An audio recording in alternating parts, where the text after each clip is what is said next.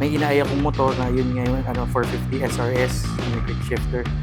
Yun nga, sa pangarap ko, iba pa rin yung dating ng CF Moto eh. Tapos nung una, ano, wala pang actually budget pang cash, ganyan. Pero sabi ko, hindi, ano, ipon lang. Pero eventually, nung nakausap ko si Miss Angela, is, na yun nga, nabanggit ko nga sa akin na merong puti. Tapos, nung sinend niya pa yung picture, mas lalo akong na-excite. Ang edge siguro ni Motorcycle City, siyempre yung ano yung ambience, gano'n. Actually pagpasok ko pa lang ano parang ayos 'to, parang ang premium yung dating. Parang yun nga, may dating, ta's pagpasok ko pa lang sabi ko ayos ang aircon, ganyan. Usually kasi sa iba, hindi sila yung lalapitan kaagad, eh. Pero dito actually nilapitan naman din agad ako, ganyan.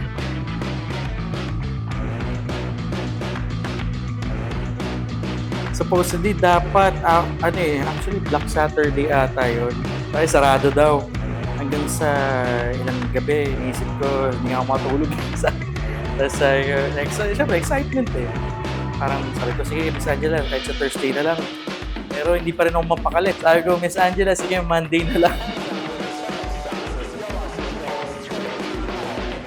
Sir, ano tayo sir, 24 months warranty, 20,000 kilometer with service campus tayo din sir. Tapos warranty coverage natin sir, 2 years naman tayo sa engine.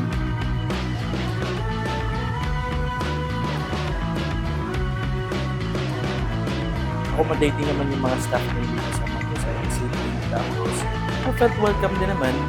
At the same time, asikaso din talaga agad. Yun, actually customer service pa rin naman tayo eh. Dapat, syempre, para makuha mo yung mga customers mo, syempre, ibigay mo sila magandang service. Ay, thank you. Thank you.